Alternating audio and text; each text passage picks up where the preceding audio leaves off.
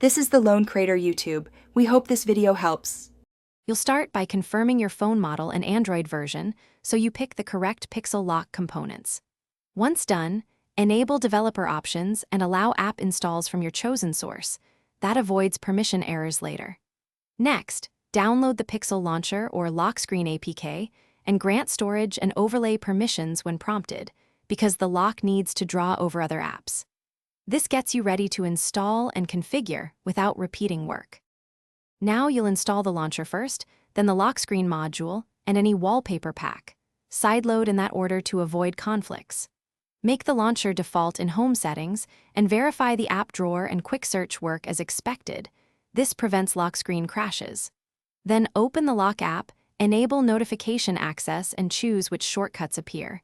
These settings control both appearance and privacy. Finally, set your desired security method so the lock integrates with Android's authentication.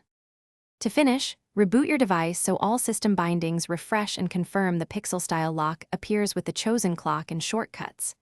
If the lock doesn't show or notifications fail, make sure overlay, storage, and notification permissions are correctly granted. Revoking and regranting often fixes startup blocks. If problems persist, clear the app cache or reinstall the launcher and lock module. This addresses corrupted installs. One key tip: test in safe mode to isolate third-party conflicts. Thanks for watching. Consider subscribing if we helped you.